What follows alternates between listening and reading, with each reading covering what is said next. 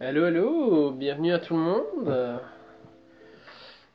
On va attendre, comme d'habitude, on va attendre que le monde arrive. Karen, viens ici, bébé. Bébé chat.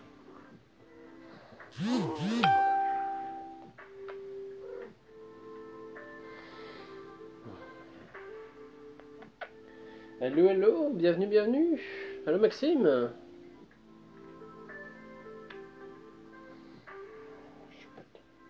Allez. Alors, bah écoutez, vu qu'on est déjà quelques-uns, j'attends pas beaucoup de monde ce soir. On va parler des yokai ce soir. Alors, je vous propose de faire ça un peu différemment aujourd'hui. Puisque j'ai pas beaucoup de mangas à vous présenter, puisque j'y vais vraiment avec ma collection, fait que j'en ai quelques-uns. Puis on va faire ça, on va faire la première partie avec le petit côté manga. Et le deuxième partie va beaucoup se baser sur le dictionnaire des yokai ici. Fait que je vous ai fait une petite sélection des différents yokai. Puis ça va être un peu différemment parce que je vais juste vous lire en fait ce qu'il y a dedans. Et vous choisir certains yokai, puis vraiment vous mettre dans cette ambiance là vraiment de lecture. Fait qu'on va essayer un truc différent. Puis voir ce que ça peut donner, si ça vous plaît, si ça vous plaît pas. On verra plus tard. Donc, commençons avec les yokai. Yokai.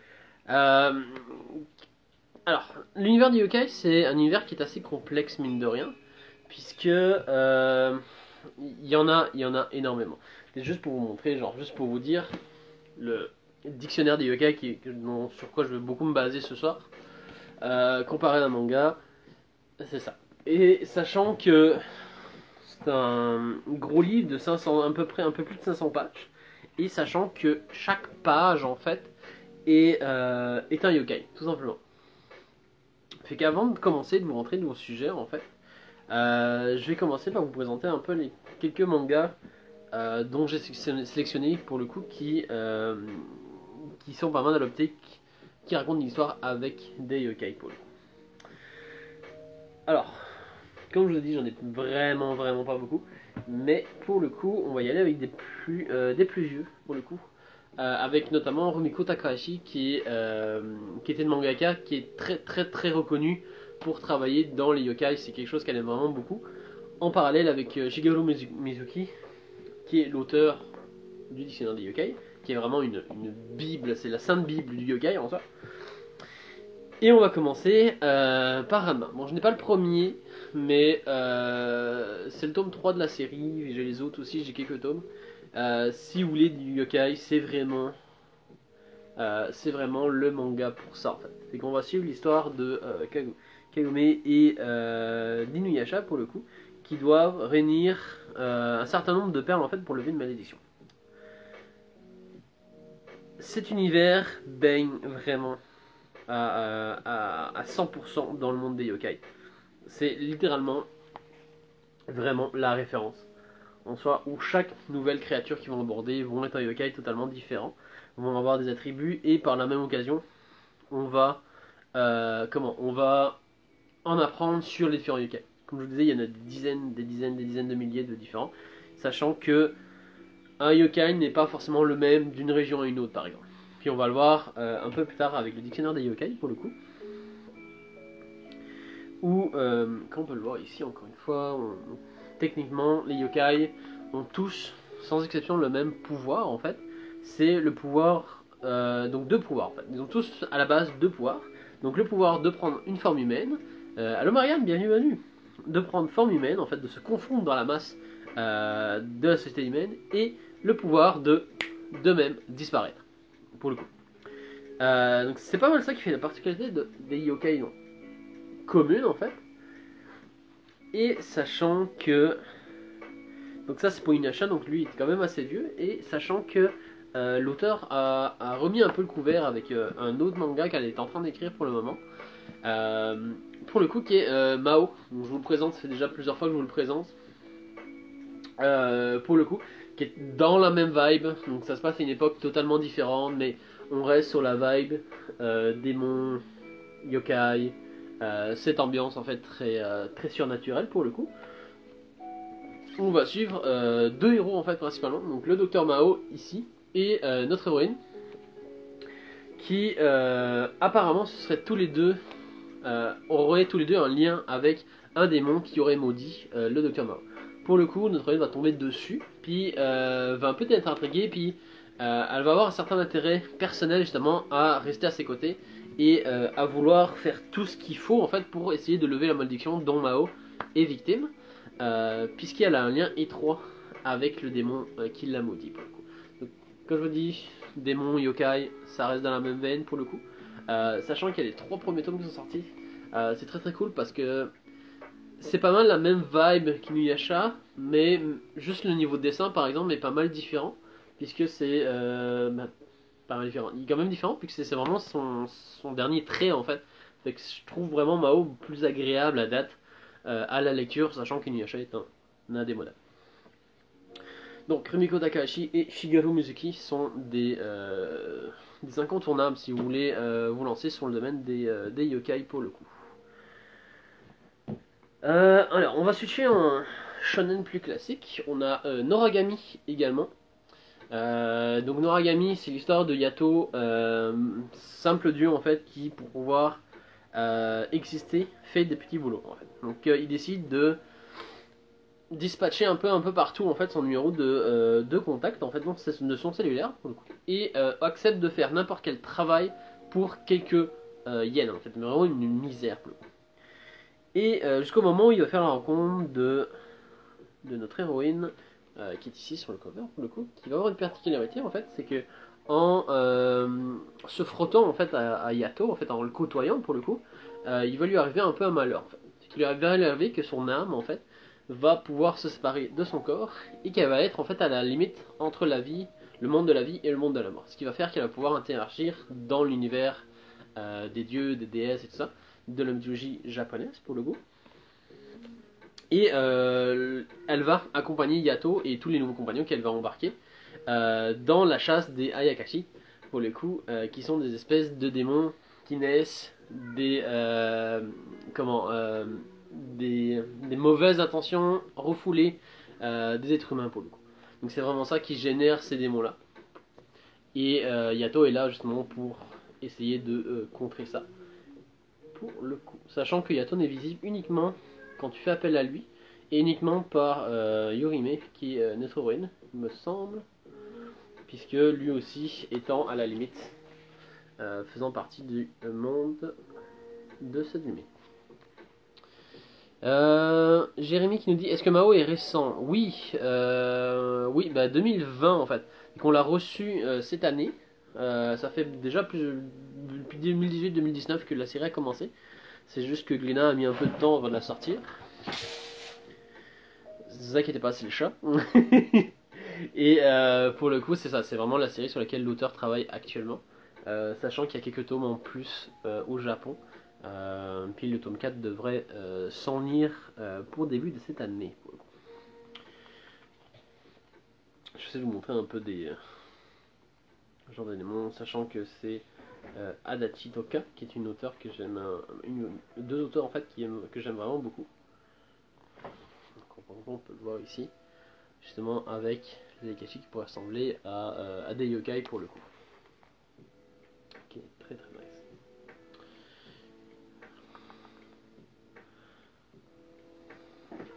Encore une fois, je vous montre ça.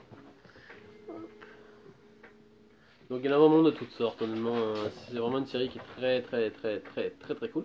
Il y a tout un concept aussi de shiki, dans le fond, qui sont des âmes.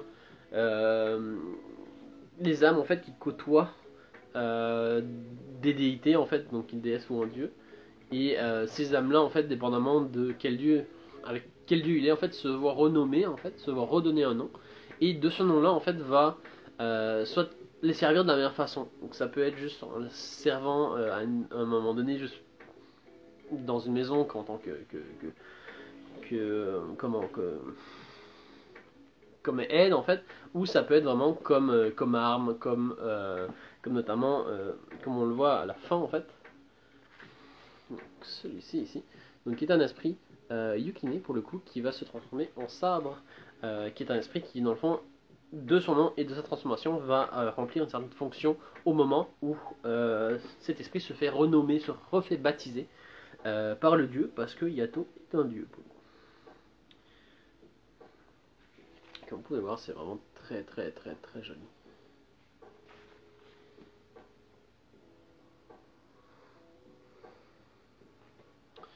Alors, Marianne qui nous dit les yokai sont différents de les onyo. Oui, oui et non en fait. Dans le sens où il y a tellement de sources. C'est comme par exemple si les oni en fait par exemple. Le concept du Kirin en fait qui est une créature mythologique en fait qu'on va voir en fait est une créature, certains moments c'est considéré comme une créature mythologique et à d'autres certains comme on va le voir dans le bouquin est un yokai en fait tout simplement. Yokai c'est vraiment le terme général, on va voir aussi que il y a Kirin, il y a les dieux, les démons du vent et de la foudre, Raiden et l'autre je sais plus. Qui techniquement sont des démons mais sont considérés aussi comme des yokai dans le folklore japonais. Donc ça dépend, ça dépend. On a aussi le kappa qui est considéré comme une créature plutôt qu'un yokai, mais à l'inverse, des fois c'est l'inverse, c'est plus considéré comme un yokai qu'un démon en fait. On va vraiment prendre le sens global du terme, puis de se dire ok, qu'est-ce qui est déterminé vraiment comme un yokai au Japon. Puis vous voyez ça vraiment comme un terme global en fait qui veut exprimer ça. Donc tantôt ils sont vraiment maléfiques, tantôt ils sont semi-maléfiques et tantôt ils sont à la limite de la bienveillants en fait. Donc ça dépend vraiment. Puis ça dépend de l'époque, ça dépend de la place, de l'endroit, ça va dépendre de vraiment plein de choses. Des fois ils ont des caractères divins, des fois ils ont des caractères plus humain, donc il y a beaucoup de moments en fait. Il y a beaucoup de moments en fait ils sont vraiment liés à des humains qui auraient pour le coup qui font des regrets, qui ont eu des regrets et qui finalement en cumulant ces regrets là en fait vont créer quelque chose en fait. Marine, Sadako et Kayako sont des omnios. Même chose encore une fois. Ça dépend de comment tu prends. Il y a beaucoup de notations, c'est vraiment, comme je disais, c'est vraiment un gros pêle-mêle. Fait que vous voyez vraiment ça comme un terme global en fait.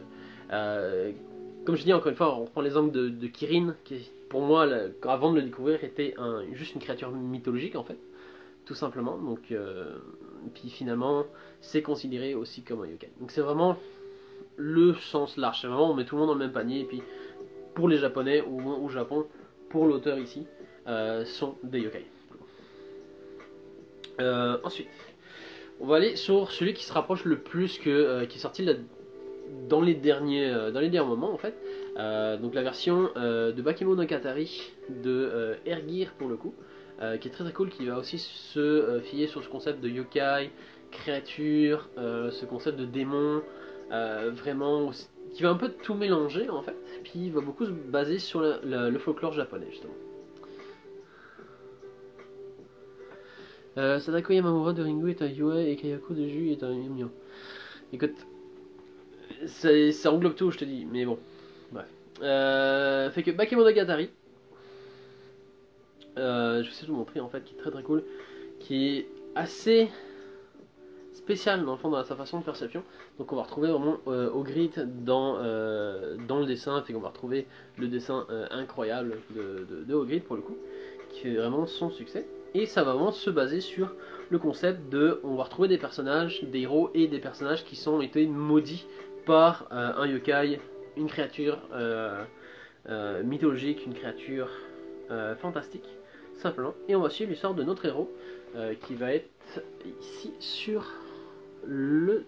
en fait, qui lui un jour d'été en fait va se faire morte par un vampire, dans le fond où le vampire était agonisant pour le coup. Et justement pour la sauver, il sait pas pourquoi, qu'est-ce qui l'a vraiment poussé. Il va se laisser se faire morte et il va se laisser se transformer en vampire pour le coup. Donc il va devenir à son tour un vampire avec les capacités qui va avec, sachant que au défaut du vampire qu'on connaît actuellement dans la pop culture, où lui peut vraiment être exposé à la lumière, il n'a pas vraiment d'inconvénients en fait. Il n'y a pas vraiment d'inconvénients sur ça, sur ces pouvoirs là. Et en parallèle, on va suivre la demoiselle ici, qui va être notre deuxième héroïne principale, qui elle aussi a fait la rencontre d'un yokai pour le coup. et qui s'est fait maudire pour le coup. Et s'est fait maudire par un crabe qui lui a volé sa légèreté, tout simplement.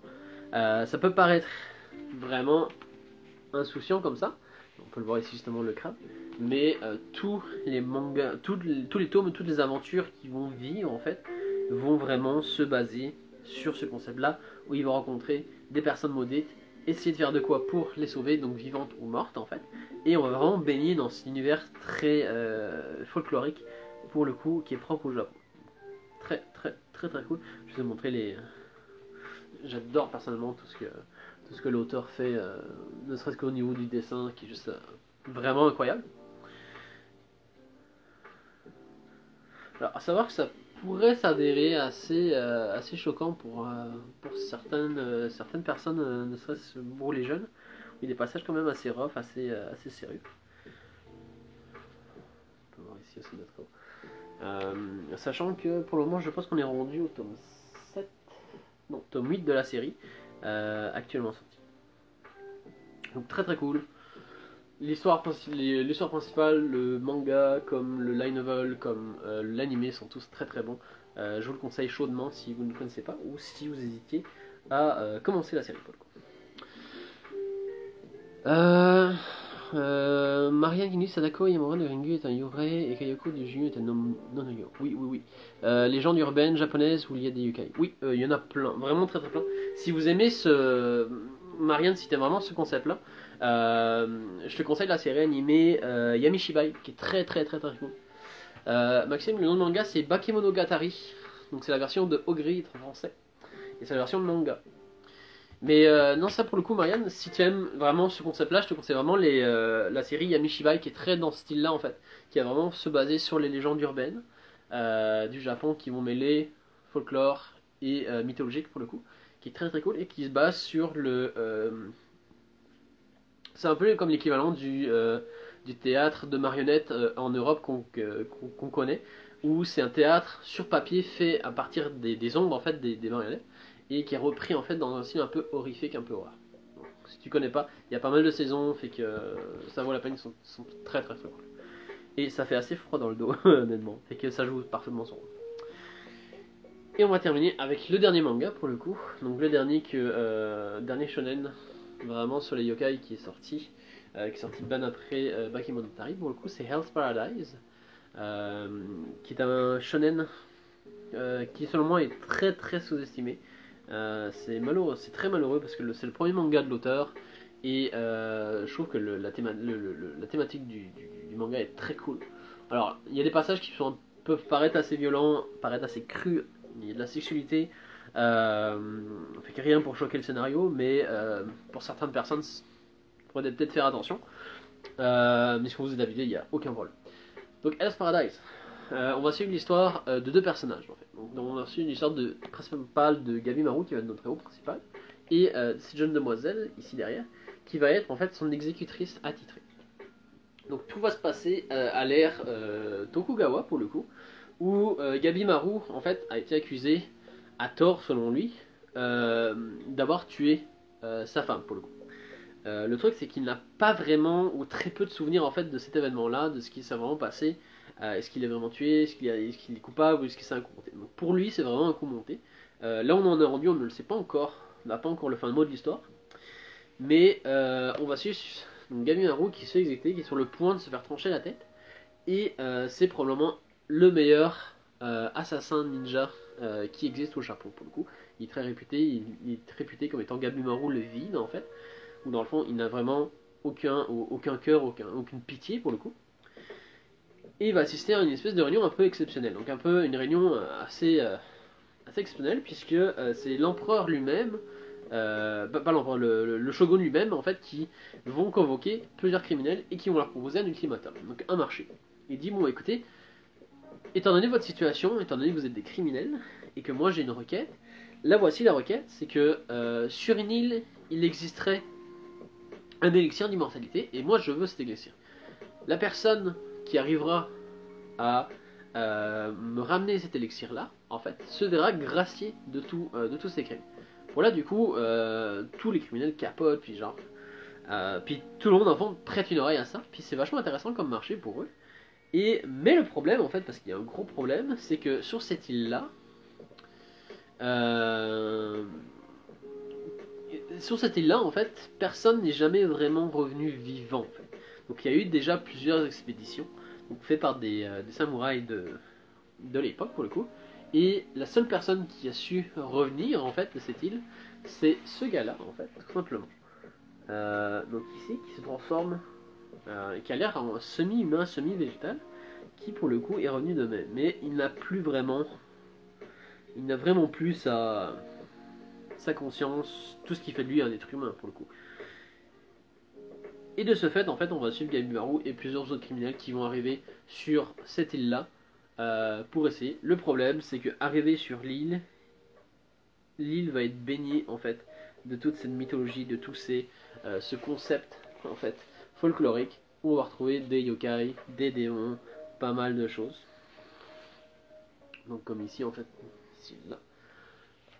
Et on sait pas trop d'où ils viennent, s'ils sont vraiment issus de cette île-là, si c'est vraiment naturel. Et en particulier, il s'avère que on va découvrir, donc c'est lui qui va nous intéresser dans le premier tome en fait. Donc ce papillon en fait, ce papillon a une tête humaine en fait qui est le Shoketsu, Shoketsu il me semble, qui est un papillon qui est considéré comme un yokai dans le folklore japonais. On va en reparler, j'ai souligné le truc, j'ai fait mes devoirs et tout pour vous montrer. Marie et Shigami comme Ryuk de Death Note. Oui, totalement.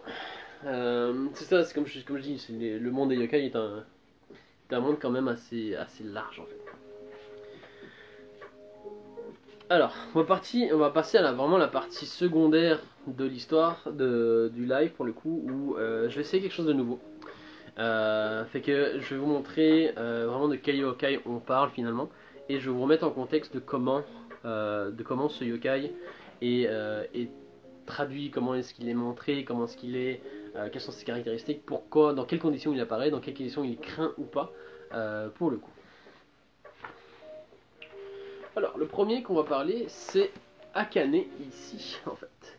Qui est un yokai que j'aime beaucoup, qui me fait beaucoup rire, puisque c'est... donc c'est Akane, autrement dit, le lèche-crasse, est un yokai qui lèche la crasse dans les salles de bain désertes.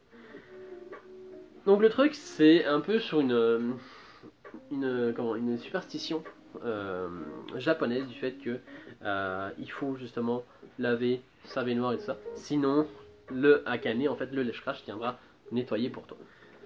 Donc ça vraiment, on va le voir, il y a beaucoup de yokai qui a vraiment des moments clés où il faut, si tu ne fais pas ça, il y a ça qui va arriver. Ça ressemble un peu aux histoires d'horreur qu'on raconte aux enfants, de se dire que ah mais si t'es pas sage pour Noël, le père Fouettard va venir et va te punir, ou tu sais le père Fouettard va venir puis il va te donner un charbon.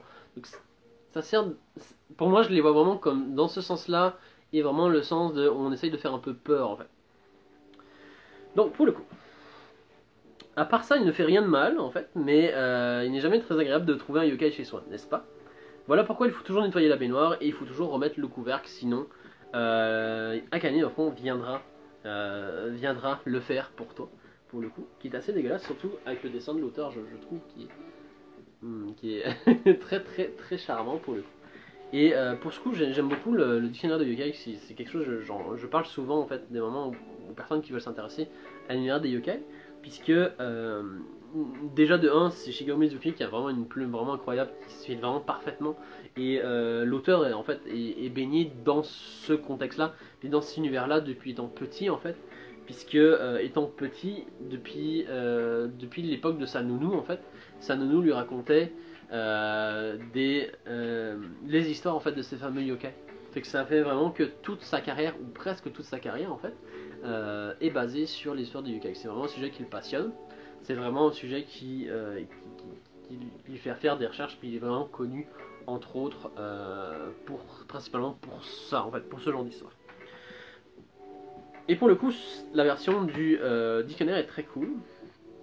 Je vous invite à vous poser et à juste tendre l'oreille pour le coup, puisque il y a toujours un petit descriptif du yokai en plus d'une, si on a la chance en fait, d'une reposition, d'une petite histoire en fait qui repose le contexte de la découverte d'un yokai ou comment on pourrait être amené à le rencontrer. Et notamment il est dit, dans un livre de l'époque d'Edo, j'ai trouvé l'histoire d'un yokai qui lui ressemble. Des amis buvaient et discutaient tard la nuit, lorsqu'ils aperçurent une lueur derrière le paravent. Puis entendirent des bruits de pas qui venaient. Ils s'approchèrent pour jeter un coup d'œil derrière le paravent. Ils virent alors une sorte de bonze rouge, au milieu d'une flamme. « Ah, il y a quelqu'un » s'écrièrent-ils. Mais l'inconnu avait déjà disparu. C'était Akabozu, le moine rouge, qui apparaît quand il y a une bonne nouvelle dans un foyer. Si ça se trouve, il est peut-être de la famille d'Akane.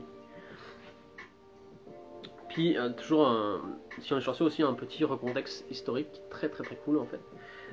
Comme par exemple, dans l'ancien temps, les baignoires étaient en bois et les salles de bain des endroits mal ensoleillés, mal aérés. Le bois était toujours visqueux et on trouvait souvent des limaces et des crapauds dans les salles de bain. Dans une maison, après les toilettes, la salle de bain était l'endroit préféré des yokai. En tout cas, c'est ce que je ressentais quand j'étais petit. Pour un gosse de la campagne, comme moi, avant de prendre un bain, il fallait d'abord surmonter la peur. C'est vraiment quelque chose, encore une fois, c'est quelque chose qui est retraduit dans le bouquin. C'est vraiment quelque chose qui l'a vraiment marqué, qui a vraiment été important en fait pour lui. Je vais essayer de vous retrouver, on a parlé tantôt du Kirin. Alors il y en a vraiment de tout, hein, de tous les côtés, de tous les styles. C'est comme pour le coup, on a encore une fois le Kirin ici par exemple. Il est question aussi du kappa qui est assez effrayant. On va le voir ensemble, mais qui pour attirer en fait, il s'en est puis attirer les êtres humains en fait au bord d'une rivière, au bord d'un pont, au bord d'un cours d'eau en fait, et en imitant des cris d'enfants qui simulaient en fait la noyade ou des cris d'enfants en fait, faisait amener les gens et à un moment où ils étaient assez près, arrivaient, sortaient de l'eau, les prenaient et les noyaient pour le coup. Alors il y a des trucs vraiment assez ragoûtants, il y en a c'est assez drôle parce qu'il y en a où c'est des petites fleurs en fait avec juste des mains qui fait qu'à un moment où à hauteur de jambe à peu près, c'est des moments où tu passes, tu sens les mains en fait te toucher ou te caresser, bah, c'est comme ah bah c'est ce yokai là. Ou c'est un moment où tu as une planche qui s'appelle Itaoni, qui est une planche une planche entre guillemets maudite. Il y a vraiment de tout, c'est vraiment drôle. Puis c'est très très cool. Je vais vous en sortir un autre, un qui est très. On va parler du Shokishin, c'est ça. Donc le papillon que je vous parlais tout à l'heure dans Hell's Paradise, en fait, c'est un papillon qui ressemble à ça. Alors, Shokishin. Nombreuses sont les histoires mettant en scène des papillons. On entend souvent parler d'un humain devenu papillon. C'est le sens littéral de Shokishin. Après sa mort, ou d'un papillon, qui ne se détache plus de l'épaule de quelqu'un, comme un esprit qui prend possession d'une personne. D'où la référence avec Hell's Paradise, pour le coup, on va leur sortir, qui est très cool, si j'adore pour le coup. Et qui va être le cas... Attendez, je retrouve la page. Ok, c'est qu'on va suivre en fait un deuxième criminel pour le coup, et qui... qui arrive dans une clairière avec un petit arbre, il y a des papillons, et le papillon arrive en fait, touche sa main, ici, et dès le moment où il touche sa main, en fait, sa main commence à se métamorphoser, comme ici. Donc avec ici, la main qui est à terre, pour le coup il se l'est coupé vraiment très vite, et pour le coup la main est déjà en train de muter, en train de subir. Et c'est vache, pour vrai, si vous aimez ça. Bon, on va retourner, je vais vous montrer ça. Donc, Shokishin. Voici une légende d'un homme devenu papillon après la mort, collectée dans la région du Mont Zao en pays Yushu, actuellement dans les départements de Yamata et de Miyagi. Donc, très cool aussi, petite reposition géographique, très nice. Un voyageur frappa à la porte d'une cahute au pied de la montagne. N'obtenant aucune réponse, il entra alors à l'intérieur et aperçut dans le noir des milliers de papillons. Quand il ouvrit la porte pour faire entrer la lumière, les papillons s'échappèrent en se trémoussant à la folie, et ils étaient si nombreux que le bruit de leurs ailes ressemblait à un bourdonnement. Là où ils s'étaient amassés, le voyageur trouva un squelette et quelques poignées de cheveux noirs. J'adore, hein, c'est un truc de fou. Si vous aimez vraiment ce frisson de l'histoire, ou que vous y croyez pas trop, puis ou vous lisez le truc, puis ça vous fait un petit frisson, puis tu sais comment, finalement c'est pas vrai, et que vous avez toujours ce petit feeling de ouais mais attends, et si c'est vrai? C'est un peu le concept de, par exemple, la fameuse dame rouge, en fait. De dire 3 fois dame rouge, en fait, dans le miroir, et en fait, de le dire et de regarder. Sur la superstition, si tu arrives à dire 3 fois dame rouge, devant le miroir, en fait, il est possible qu'elle apparaisse, en fait, tout simplement. Je suis pas forcément superstitieux, je crois pas forcément ce genre de choses, vu que c'est vraiment comme assez terre à tête. Mais le fait d'essayer, et même si tu crois pas trop, de dire comme, ouais, mais et si ça se passait vraiment? Et si ça arrivait vraiment? Puis que là, tu te mets à freak out en mode, mon dieu, c'est comme, et si ça se passe vraiment? Est-ce que c'est vrai? Est-ce que ça ne l'est pas vrai finalement? Qu'est-ce que je fais si ça arrive? C'est très très très très cool. C'est vraiment ce genre d'horreur, puis vraiment de sentiment, de feeling que j'aime beaucoup, qu'on ressent beaucoup, encore une fois, avec le dictionnaire des yokai. Si vous aimez, genre, n'hésitez pas. Pour vrai, genre, il est très très très très cool. Je vais s'en sentir un peu plus drôle en fait. Donc on a Bakezori, qui est tout simplement un yokai en forme de sandale. Tout simplement. Et il est né en fait de la maltraitance des sandales, des chaussures qui étaient faites à l'époque. Et pour le coup, en fait, ça se fait toujours sortir une petite morale, comme je vous disais tout à l'heure. Et il est question. Bakezori. Il y a longtemps, vivait une famille qui maltraitait les chaussures. Une nuit, leur domestique, resté seul à la maison, entendit une voix qui faisait Karorine, Kororine, Kankorine. 3 yeux et 2 dents. Idem. Et les nuits suivantes, effrayée, elle en fit part à la maîtresse de la maison. Faudrait voir que j'écoute aussi cette voix, répondit-elle avec l'accent du Nord. On va se coucher ensemble. Et à l'heure habituelle, le petit refrain. Kankororine ne manqua pas de se faire entendre. C'est pourtant vrai, dit la maîtresse. Demain soir, on verra bien ce qu'on va voir. Les voilà encore en train d'attendre le lendemain soir. Et quand survint le petit refrain, elles entrevirent cette fois, par l'interstice d'une porte, Bakezori, le monstre aux sandales, se dirigeait vers le débarras où la famille abandonnait ses chaussures. Voici une histoire. Dans une maison de samouraï du pays d'Issei, dans l'actuel département de Mie, un phénomène néfaste se produisit chaque soir vers minuit. Les tiroirs des armoires se retiraient tout seuls et les habits s'envolaient vers le salon, le couloir, le jardin. Les diverses vaisselles se mettaient à danser à la folie, comme si elles avaient des pieds et des mains, ceci jusqu'à l'aube. Le maître de la maison, qui était d'une nature hardie, ne s'en inquiéta pas outre mesure. Alors les malins fêtards ne dansèrent plus que les soirs où le maître était absent. Les autres membres de la famille, au départ sidérés, prirent bientôt l'habitude de ce spectacle et finirent même par trouver cette danse inaccoutumée très amusante. Découragés, les yokai finirent par tout arrêter. C'est tellement cool. Tellement, tellement cool. Maxime vous dit, oui je te comprends, je suis assez terre à terre, mais avec des histoires de ce type, je laisse aller l'imagination et je suis plus sûr de pas y croire. Mais tellement, mais c'est incroyable. C'est comme, t'as tendance à dire, bon écoute, hein, j'y crois pas, c'est genre, c'est superstitionnel, puis du fait que dès le moment où tu laisses ton imagination et que t'as le moindre second, t'es comme, ouais mais, et si ça se passe vraiment, tu sais. Et que non, c'est très très très cool. Puis il y en a vraiment de tout, hein. On a aussi Amefori Kozo que j'aime beaucoup, qui est considéré comme le bonhomme qui de tombe la pluie en fait. Donc un bonhomme qui est associé au dieu de la pluie pour le coup. Donc qui ressemble, et vous allez le reconnaître en fait, qui est un petit garçon avec un parapluie en fait sur la tête, à qui on demandait justement, dépendamment de la version encore une fois, de faire tomber la pluie pour telle ou telle raison. Donc un peu comme une prière, un peu comme une demande pour le coup. Et il en est dit ainsi. Amefuruki Kozo, bonhomme qui tombe la pluie, est un gamin yokai qui aide Ushi. Ushi, bien sûr, c'est le maître des pluies, autrement dit le dieu qui fait tomber la pluie. Et Amefuri Kozo, ça doit être son apprenti ou son disciple. On le rencontre souvent dans la campagne quand il pleut. Un soir, en rentrant chez lui, un homme se fit surprendre par la pluie. Soudain, il croisa un gamin, la tête couverte d'une parapluie, sans manche, une lanterne à la main. Tiens, mais c'est un Mefurikozo, tu tombes bien, s'écria l'homme en arrachant des forces le parapluie du gamin pour s'abriter et enfilant du plus vite qu'il put. Le voilà donc rentré chez lui.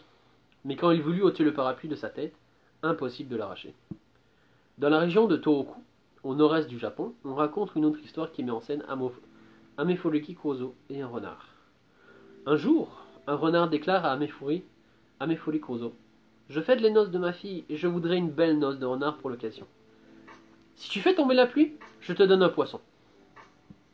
Car en japonais, quand il se met à pleuvoir, alors que le ciel est encore bleu, on dit que ce sont les renards qui font la noce. Entendu, dit le gamin tombé la pluie. Il n'y a pas plus tôt prononcé ces mots que le ciel se couvre légèrement. Amefuri Kozo agite alors sa lanterne, car en japonais, quand on voit des lumières alignées la nuit dans la campagne, on dit aussi que les renards s'en vont faire la noce. La pluie se met donc à tomber, Et voilà le vœu du père qui voulait une belle noce de renard exaucée. En fin de compte, je me demande si Amefurikozo n'est pas le plus proche d'un dieu que d'un yokai. C'est très très très cool. Je vais essayer de vous montrer. Non, si je le garde pour plus tard. Il coule aussi.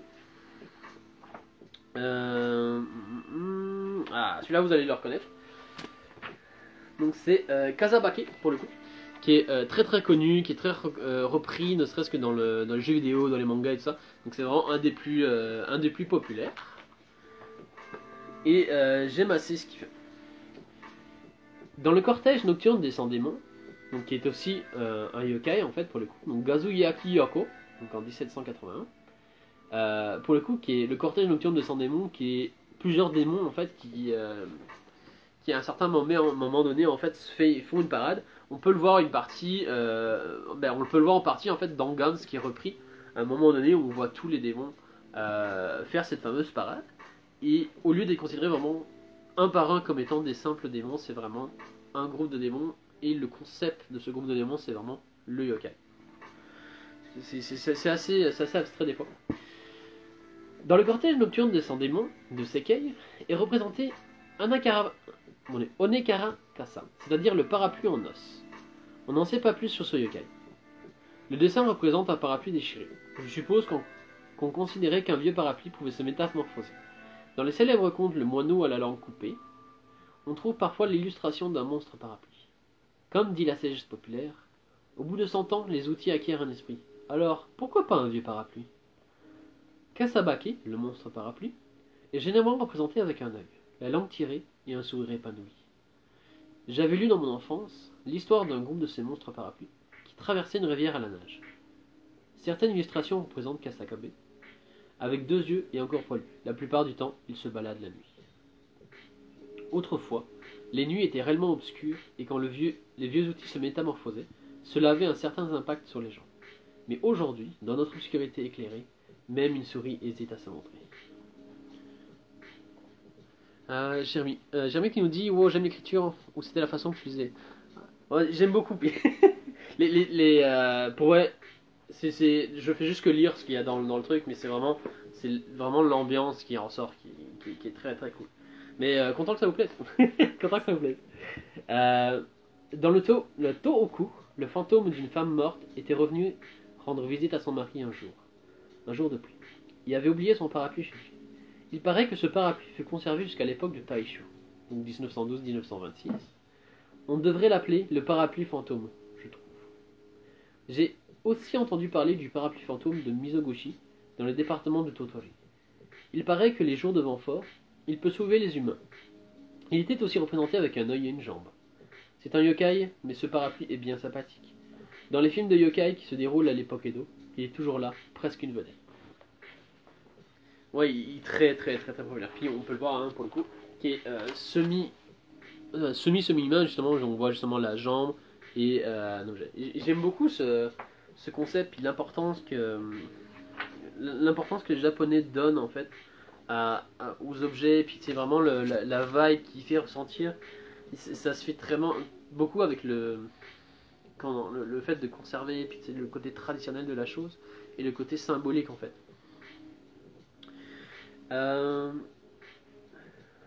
Alors, on va parler du Kirin justement, on en jasait tout à l'heure. Hop, ici le Kirin, qui est très très nice. Et il est dit sur le Kirin. Kirin possède une tête de dragon, un corps de daim et parfois des ailes. Il ne se montre qu'une fois tous les 1000 ans, quand un changement important se produit ou qu'un personnage extrêmement éminent apparaît sur Terre. En Chine, depuis les temps anciens, chaque fois que quelqu'un voit ou attrape un Kirin, c'est un événement si mémorable qu'il change le nom de l'ère. Au Japon, la légende du Kirin existe depuis plus longtemps. Mais je n'ai pas connaissance qu'il soit jamais apparu. En l'an 9 du règne de l'empereur Tenmu, donc 680, des os de Kirin furent découverts sur le mont Katsuragi. Mais je pense que c'était plutôt ceux d'un grand cerf ou autre de ce genre. Dans le code Engi, ou Engi-shiki, le recueil des lois du Xe siècle, Kirin est décrit comme un animal de bon augure. Dans certaines régions, on dit que c'est un croisement de dragon et de vache. Plus tard, on a appelé Kirin la girafe. Et pour ceux qui connaissent, Maxime qui dit les prochains lives s'appellent les lectures sur lesquelles avec des... Ah, si vous voulez, si ça vous plaît, j'ai aucun problème avec ça. Hein. J'adore ça aussi. Mais pour le coup, pour la petite anecdote, tous ceux qui sont fans de Naruto, pour le coup, je sais pas si vous vous rappelez du. Bon, ça risque de peut-être spoiler un peu, fait que genre, mettez sur pause ou faites quelque chose ailleurs. Je vous laisse quelques minutes, quelques secondes plutôt. Il s'avère que quand Sasuke se bat contre Itachi, pour le coup, il a une nouvelle technique qui s'appelle Kirin la girafe, où c'est quelque chose où il met du feu Amaterasu un peu partout, donc du feu éternel qui représente la déesse Amaterasu pour le coup. Oui, mais c'est ça, Jérémy, je suis content que tu l'aies. Et pour le coup, en fait, c'est comme il charge l'atmosphère en fait de chaleur pour le coup, pour faire monter les nuages et pour générer en fait des cumulonimbus, ce qui fait que avec sa technique Shidori, il va pouvoir faire tomber la foudre et il appelle sa technique Kirin la girafe pour le coup. Pour la petite référence. Donc je reprends. Plus tard, on a appelé Kirin la girafe, sans doute parce qu'elle correspond vaguement à la description. Mais cet animal mystérieux d'origine chinoise n'a pas l'air de bien s'acclimater au Japon. J'ai juste trouvé l'histoire suivante dans un vieux document. Il y a quelques années, Kishibai Iseya, demeurant 5e district du Hongo à Tokyo, allongé sur son séchoir, regardait le ciel parfaitement dégagé. Alors, du côté est, il vit un animal à 4 pattes, sa queue dessinant une courbe de la forme d'une oreille, qui avançait solennellement dans le ciel. Il se demanda si ce n'est pas Kirin, dont il avait vu des illustrations dans un livre, et voulut appeler ses voisins pour leur montrer. Malheureusement, il n'y avait personne et il se contenta de l'admirer tout seul. Bientôt, la créature se dirige vers le nord-est et disparut dans le lointain. Très très très cool. Attendez, je vais en trouver un autre. Il y a des petites références justement au Tengu. Il y a plein. J'essaie de vous trouver les démons en question que je vous parlais tout à l'heure. J'ai lu aussi qui est très cool. Donc, Makuragaishi, pour le coup, donc, qui est celui-ci, qui est très très cool en fait, puisque c'est un, donc lui ici, qui est un démon un peu espiègle en fait, dans le sens où, au réveil, ne vous est-il jamais arrivé de trouver votre oreiller à l'autre bout de la pièce? C'est l'œuvre de Makuragaishi, le retourneur d'oreiller. Non, aucun sens, mais bon. Il apparaît pendant votre sommeil et déplace les oreillers. On dit que c'est l'âme de quelqu'un mort dans cette chambre qui importune les habitants. Il y a longtemps de cela, un aveugle passait la nuit dans une auberge. Se croyant à l'abri, il sortit un paquet d'argent et se mit à compter. Mais cela ne l'avait pas échappé à l'œil du patron. Cette fortune lui fit tourner la tête. Et le lendemain, il proposa à l'aveugle de les guider puis le tua dans les montagnes. Alors l'esprit de la victime devint Mukaragaishi et revint hanter la chambre où il avait passé la nuit. Depuis ce jour, tous les clients se voyaient retourner leur oreiller. Dans certains endroits de Tohoku, on pense que c'est Zashikiwa Arashi, le gosse du salon, qui retourne les oreillers. Il sort du mur et ressemble un peu à Tinio, les divinités qui gardent l'entrée des temples. Un jour, dans une auberge à Hokkaido, j'avais constaté que le bâtiment était tout de guingois. On me dit qu'il datait de l'époque Edo. Je me suis couché en me demandant s'il n'avait pas peur d'accueillir des clients dans un bâtiment pareil. Je dus rouler pendant mon sommeil, car à mon réveil, je me suis retrouvé complètement à l'autre bout de la chambre, dans un coin. En partant, j'interrogeai un ancien du village. C'est que, voyez-vous, dans cette auberge, il y a Makuranagashi, celui qui fait glisser l'oreiller. En y repensant, l'oreiller était effectivement sorti du futon avec moi. Son nom lui va bien, à celui-là. D'ailleurs, quand on dort dans une vieille maison, il n'est pas rare de sentir une présence. C'est génial. J'essaie de vous en retrouver des géniales avant d'embarquer sur les meilleurs.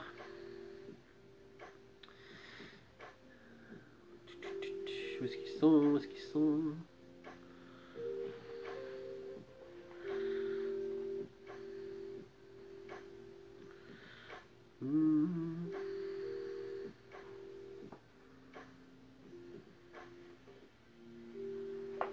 J'aime bien aussi. Otoroshi pour celui-ci. Qui ressemble à ça. Alors, voilà ce qu'il en est dit. Otoroshi. Une maison qui n'est plus habitée se délabre vite. Il y a de quoi faire méditer sur la fugacité de toute chose ici-bas. Comme quand quelqu'un prend un grand coup de vieux, tout à coup. Sans compter qu'avec ça, une maison en ruine dégage vite une atmosphère sinistre, voire même passe facilement pour une maison hantée. Les enfants sensibles y ressentent la présence de quelque chose. Si ça se trouve, c'est ça qu'on appelle autologie. Au milieu d'une forêt de bambous, on voit parfois une vieille maison, un mur en terre effondré ou une résidence abandonnée ou délabrée. Qui y habitait autrefois? Probablement un personnage puissant et prospère. C'est dans ce genre d'endroit, sur un mur de pierre par exemple, qu'on aperçoit parfois autologie. Si on essaye de jeter un coup d'œil à l'intérieur de la maison, il tombe, boum, et surprend les curieux. On dit qu'il ressemble à un ogre, rouge de corps et de visage. En fait, Otoroshi est un yokai qui assure la protection des dieux. Il habite plus souvent dans un sanctuaire désolé, et quand quelqu'un s'y conduit mal ou fait des bêtises, il produit un bruit énorme. Il peut aller jusqu'à tomber dans un endroit élevé et écraser le mécréant. Son rôle est de donner une bonne leçon aux humains. Il est célèbre pour rester perché sur le torii, le portique en bois laqué des sanctuaires. Et quand un irrespectueux passe dessus, il tombe. Boum. Très. Ah, puis j'ai Raiju, évidemment. Donc Raiju qui fait référence au chien, au chien de la foudre, en fait. Qui est un que j'aime beaucoup, pour le coup, et qui est une grande source d'inspiration pour les jeux vidéo, pour pas mal de choses, en fait. Notamment, il y a un jeu, mon Dieu, je sais plus le nom du jeu, mais qui refait ça, qui reprend beaucoup de yokai, beaucoup de ce genre de créatures, en fait, pour en faire un jeu, et qui est très cool. Notamment si vous avez joué à, je pense c'est, mon Dieu, c'est Sekiro, je pense, où à un moment donné, il y a un des boss, en fait, tout simplement, qui pour le coup est Raijin, en fait, tout simplement. Fait que c'est une espèce de gros chien électrique, vraiment. Sekiro, Jeremy. Si tu connais, le passage est très cool en fait. C'est quand même un peu avant la milieu du jeu. Puis t'as un des boss en fait où, justement, avec l'épée, j'ai oublié son nom, mais l'épée, il y a une épée en fait, un sabre à la clé. Et pour accéder à cette épée là en fait, tu dois. Oui. Non, mais je te parle vraiment du boss, Maxime. Je te comprends, oui, c'est vrai. C'est vrai, je t'assure. Mais, non. Mais il y a vraiment comme le boss, comme tu peux pas passer, c'est dans une salle, c'est vraiment le côté typique du boss en fait. Une grosse salle, zone déserte, puis t'es comme là, il va y avoir un boss. Et pour le coup, c'est Raijin, mais tu sais, il est magnifique, un peu comme Raikou dans Pokémon pour le coup, qui est une espèce de gros chien jaune avec des éclairs, c'est magnifique. Bon, pour le coup, là, il est un peu moins prestigieux, hein, on s'entend. Donc, il ressemble plus à une espèce de blaireau ou de belette boosté aux hormones, qui est assez cool. Mais il en est dit, sachant qu'il a plusieurs noms, encore une fois. Donc, Raiju. Son nom, Raiju, la bête de la foudre, vient du fait qu'il apparaît là où tombe la foudre. Dans les temps anciens, on pensait que certains animaux étaient liés à la foudre. Autrefois, dans les montagnes du pays de Shimotsuke, l'actuel département de Tochigi, vivait un animal du nom de Raiju. Quand un nuage d'orage se formait, il s'excitait et bondissait dans le ciel. Mais en temps normal, il était comme un bon matou. Dans cette région, on chasse cet animal de temps en temps et on appelle cela la chasse à la foudre. À l'époque Edo, donc 1600-1868, donc à peu près 200 ans, la foudre tombe un jour près d'Asakusa, devant le portail d'un certain Kozaemon Niwa. Selon le garde de faction, un nuage était descendu très bas et la foudre avait grondé en même temps, qu'une espèce de feu était monté du sol vers le nuage. À l'endroit du phénomène, il trouva une bête étrange. Il lui donna un coup de bâton et la bête se carapata dans une baraque. Reçue à coups de bâton et de pierre, la créature prit de nouveau la fuite, non sans avoir griffé un homme au visage. L'homme tomba subitement dans les pommes, peut-être empoisonné. L'animal était plus grand qu'un chat, le corps gris et le ventre blanc. On trouva des traces de griffes sur le pilier du portail où était tombée la foudre. Son nom Bonsho Tani, peintre de l'époque Edo, quand la foudre tombe, les gens des environs perdent souvent la raison. Mais il suffit de leur faire manger du maïs pour qu'ils reviennent à eux. Un jour, la foudre tomba chez un seigneur et son garde devint invalide. Mais dès que Buncho lui fit avaler du maïs moulu, il fut guéri. Ce peintre alla également faire un croquis chez quelqu'un qui prétendait garder chez lui un Raijin. Et d'ailleurs, le maître de l'animal l'informa qu'il aimait le maïs. Très très très très cool. Pour le coup. Hop hop, c'est là. Et qu'on va terminer avec ceux que je gardais sous le bras pour le coup. Donc on a le Kappa pour le coup. Alors, encore une fois, il est très très très très très connu, très représenté. Il a la taille d'un enfant en général, puis pas mal les latitudes. Et si, encore une fois, dans Naruto évidemment, puisque c'est un des mangas qui s'y prête le plus en fait. Sugetsu en fait, qui est une des épéistes en fait un des épéistes qui suit Sasuke à un moment, est considéré comme un kappa pour le coup, puisqu'il a toujours, déjà dans toutes ces techniques se rapportent à l'eau pour le coup, et c'est le plus jeune et il est toujours catégorisé comme étant un kappa. Jérémy qui le classique le kappa, ben oui c'est un indémodable. Alors, le kappa. Il y a bien longtemps, un soir de pluie fine, une sentinelle marchait au bord de la douve Benkei, lorsqu'il entendit quelqu'un le héler derrière lui. Pensant qu'il s'agissait d'un enfant en train de se noyer, il tendit la main pour le sauver. Mais il était lourd comme un rocher, et c'est la sentinelle qui faillit se faire entraîner dans l'eau. C'est là qu'il comprit qu'il avait affaire à un yokai. Il s'enfuit à toutes jambes. Il puait la pourriture au point qu'il aurait pu détruire l'odorat de tout le monde. Ou en déduisant qu'il avait failli être la victime de Kappa, on l'appelle également Kawataro, le gosse de la rivière. Il peut entraîner des enfants, des vaches ou des chevaux. Une fois ses victimes à l'eau, il leur retire les entrailles par le trou du cul. Littéralement, à ce qu'on dit. Là on monte dans le trip un peu scatophile qui est dégueulasse. Mais c'est fucking drôle. Dans certaines régions, il ravage le champ et vole des aubergines et des concombres, alors que les habitants préfèrent louer un culte et lui préparer des offrandes. Pendant l'ère Kiowa, donc 1801-1804, très très cool, un pêcheur attrapa Kappa dans le lac de Mito. Il mesurait un peu plus d'1 mètre et pesait 45 kg. En fait, 4 ou 5 Kappa s'étaient laissés prendre dans les filets, mais tous les autres s'échappèrent sauf un, qui voulut monter dans le bateau. Quand le pêcheur le battit avec un bâton, il poussa un cri de bébé et lâcha un pet qui sentait tellement le poisson pourri, que la puanteur resta dans le bateau pendant 2 ou 3 jours. Dans le Tohoku, de nos jours, encore beaucoup de gens affirment avoir vu Kappa. Shibuten, à Shikoku ou à Yosuki à Kyushu en sont des variantes régionales. A mon avis, Suiko, le tigre daim, et Kawaku sont aussi des cousins. Très très très similaires. Je vais vous garder les... Je pense qu'on va terminer avec ces deux derniers là. Ok, je vais garder le meilleur parce que c'est vraiment le plus populaire. Lui non. Ok. Donc je vous parlais de la fameuse planche de charpente qui était un peu maudite en fait. Donc ici, qui ressemble à ça, en fait, qui est une planche démoniaque avec des dents en fait, tout simplement. Qui est assez drôle je trouve. Itaoni. Donc la planche qui s'appelle Itaoni. Par une nuit d'été, 2 jeunes samouraïs étaient de garde à la résidence de leur seigneur. Guerriers hardis de la campagne, ils bavardaient la main au sabre, parfaitement éveillés. Tout à fait par hasard, ils remarquèrent une planche qui dépassait du fait à l'est. Méfiants, ils se demandèrent qui pouvait travailler sur la charpente à une heure pareille. Devant leurs yeux, la planche s'allongea, bientôt de 2 mètres et demi environ, puis s'envola vers eux. Convaincus d'avoir affaire à un ogre qu'ils dégainèrent, prêts à le trancher s'ils s'approchaient davantage. Mais au lieu d'aborder les jeunes, la planche mystérieuse s'introduit subtressivement dans un interstice étroit de la grille, dans la pièce où 5 autres samouraïs étaient en train de dormir.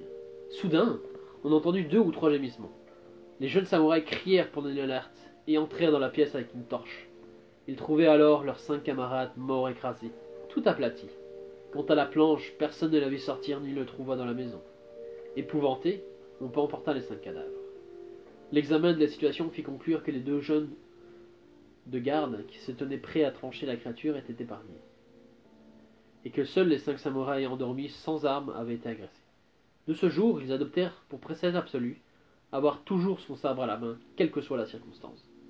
En l'occurrence, ils se demandèrent si le monstre était un yokai en forme de planche, ou bien un ogre métamorphosé. Ils l'appelèrent Itaoni, l'ogre planche. En tout cas, il est redoutable. C'est que c'est débile. C'est 5 samouraïs qui se sont fait tuer par une blanche. C'est incroyable. Ah là là. Et pour le coup, on va terminer avec probablement le plus connu qui est ici, qui est Gacha Dokuro. Exactement, je retiens jamais exactement le nom.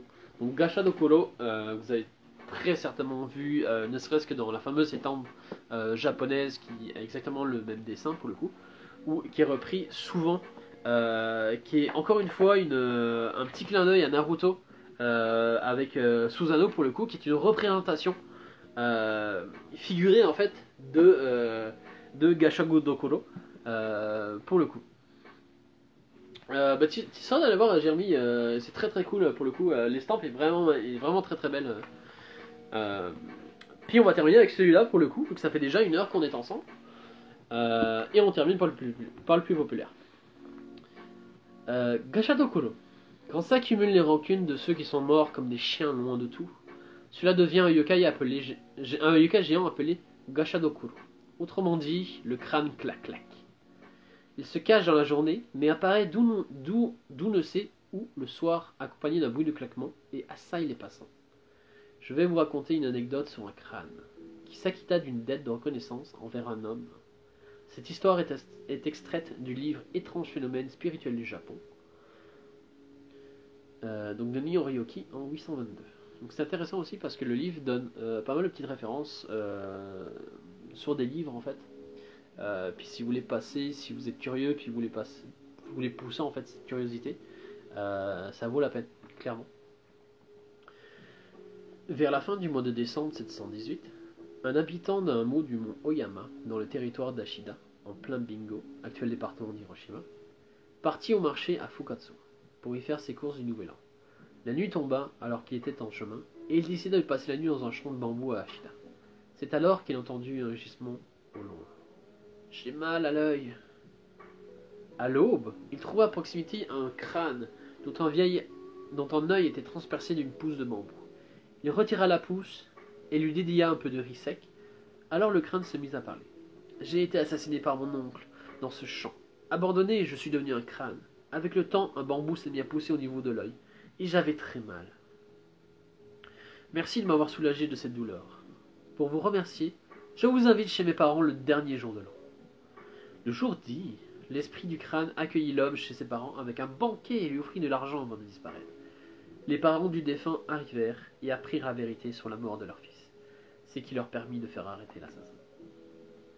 C'est génial pour le coup.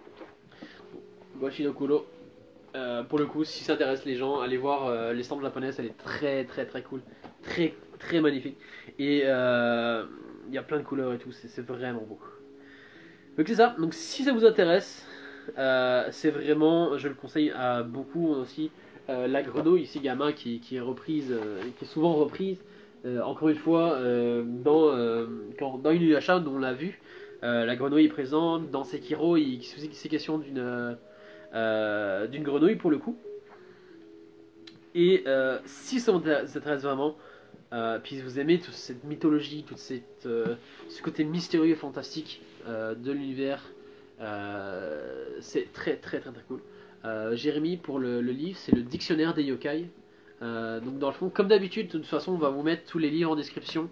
Fait que si ça vous intéresse, si vous voulez, ne serait-ce que aller les voir, aller les feuilleter ou même les acheter, c'est tous des trucs qui est commandable encore une fois. Donc c'est sûr qu'avec la situation depuis le confinement actuellement, c'est un peu compliqué, mais on fait les livraisons et tout au besoin. Fait que vous irez voir ça. Je vous le conseille chaudement. Si ça vous plaît, c'est un plaisir de faire ce genre de live. Je voulais essayer quelque chose de nouveau. N'hésitez pas à dire vos avis. Si ça vous plaît, on essaiera de faire autre chose. Même pas forcément un autre live, mais sortir un peu de ce côté qu'on a d'habitude de faire, puis c'est de refaire quelque chose de nouveau. Pourquoi pas, si ça vous plaît, ça fait plaisir à nous aussi, fait qu'il n'y a pas de souci. Bon bah sur ce, je vous souhaite une bonne année pour le coup. Je voulais pas souhaiter en début de vidéo, mais bonne année, bonne santé, tout ce qu'il faut pour vous, de ma part personnelle, puis de la part de toute l'équipe, bien évidemment. Puis on se reprend plus tard, il y a d'autres lives qui s'en viennent, d'autres trucs intéressants, on va parler de plein de choses. On a la fantasy que je vais présenter Dans les prochaines semaines.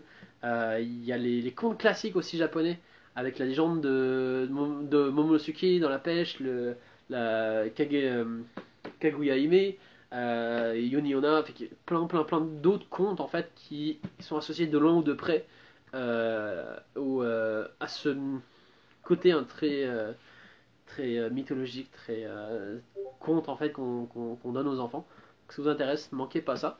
Ça me fera plaisir de vous recevoir en vidéo. Sur ce, prenez soin de vous. Bonne année à tous, puis on se retrouve dans le prochain live. Bye bye guys.